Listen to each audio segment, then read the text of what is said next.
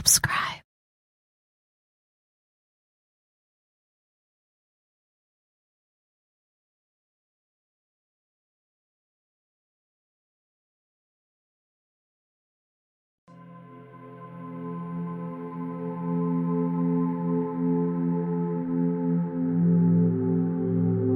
The Kray trial might have been not just the longest, but the most fascinating murder trial in history. That it was not really the twins' own decision. They wanted privacy and got it. They were the ones who stopped the one defense that could conceivably have shaken the prosecution's case, a defense based upon the nature and responsibility of twins. The fact that there had never been a case like this argued in law before need not have mattered. There has never been a pair of criminal twins like the Krays before, and only in recent years has the relationship between identical twins been understood. It seems indisputable that Reggie Kray could have built up a powerful defense along the lines of diminished responsibility had he chosen to, but this would have meant betraying Ronnie and denouncing him as his evil genius. It would also have meant the end of Ronnie's world, the destruction of the twins, and of the violent dream that had sustained them both since childhood. Gratefully, the court was spared the task of settling responsibility for crimes committed when one mind rules two bodies. Whatever may have been the truth, the twins were judged as separate and responsible individuals. This was what everybody wanted, themselves included.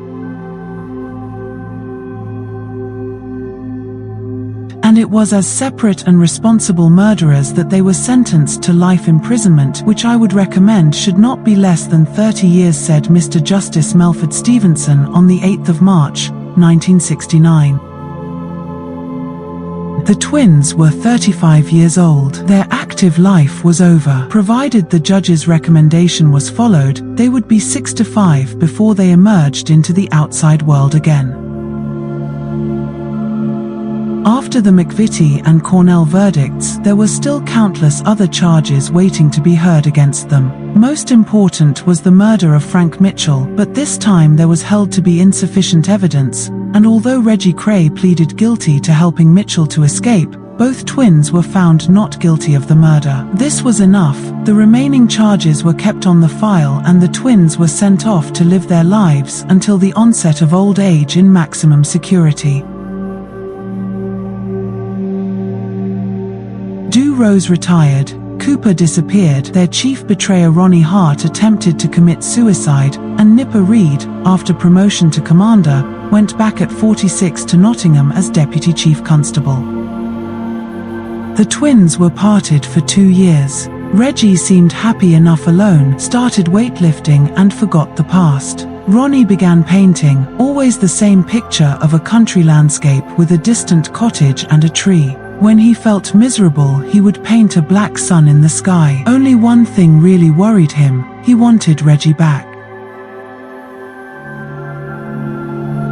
Violet campaigned for this with all her usual energy. Early in 1972, the twins were reunited in the maximum security wing of Parkhurst Prison. Ronnie has everything he needs. Reggie can look after him. They are completely self-sufficient and keep their distance from the other murderers who make up their stationary world. But it would be wrong to allow the Kray twins to be forgotten. Their trial was concerned with cutting them down to size and left a picture of them both as blundering murderers duly defeated by the police. In fact, they were more dangerous than this. More disturbing than the gruesome revelations from the witness box was something that the prosecution and the court tended to overlook: the actual scale of their success. The Kray twins are important not as cheap murderers, but as professionals of violence, and it is their career and not their downfall that is significant. The sheer improbability of their success adds to this significance, for the odds against their rise would seem to have been enormous. They lacked finesse and had no education and no knowledge of the world. They were emotionally unstable, and on top of this most criminologists would dismiss them both as complete anachronisms, the last of the old-style Cockney villains acting out half-baked fantasies of Al Capone's Chicago. Yet despite all this, they came close to building a true empire of crime in Britain. And they did this with extraordinary ease.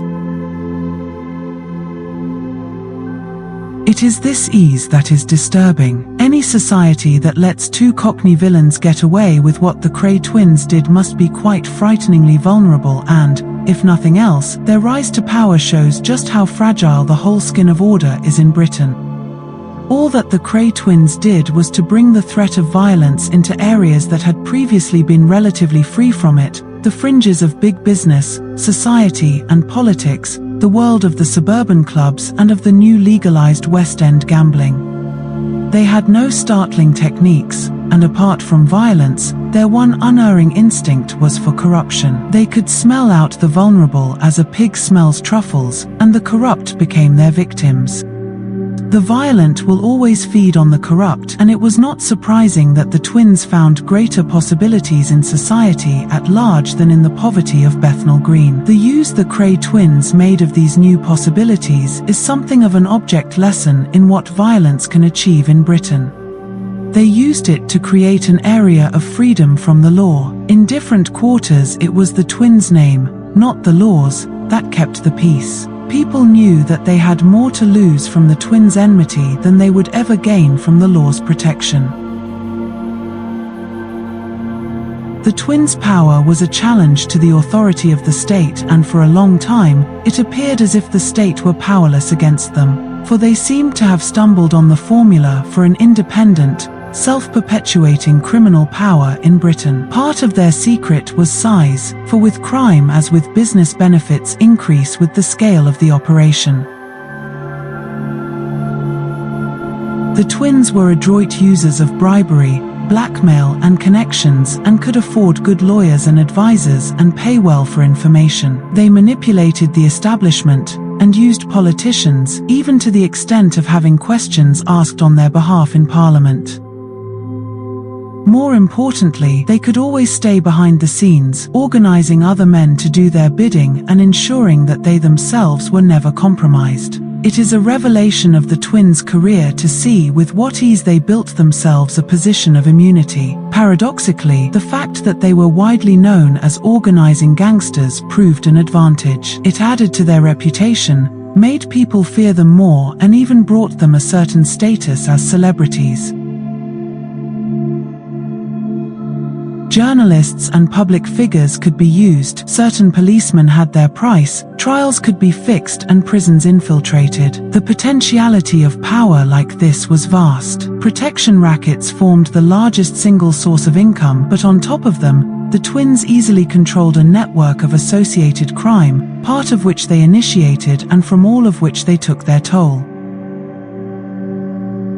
They were already well into large-scale fraud, crooked share deals, organized intimidation and blackmail, and were thinking of extending to drugs deals with foreign criminal networks and prostitution. Their contacts with the American mafia in London showed what could be done. Control was easy to enforce through delegated violence.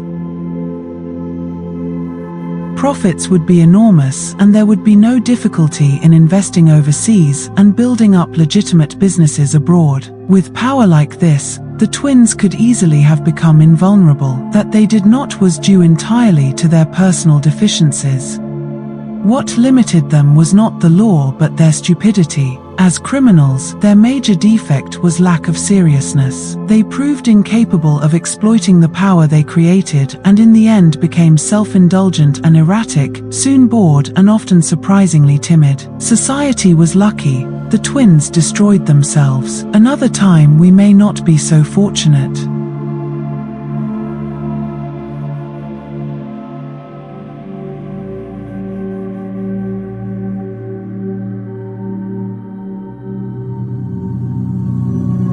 Thank you for watching. If you enjoyed the video, please join our Facebook group. It's called Krays Crime Lords of London. We're friendly moderated group with over 1,000 Kray and other celebrated gangster videos available for view. There's also thousands of images in the photos sections. The link for the group is in the YouTube description section. I hope we see you there soon. Leave a like.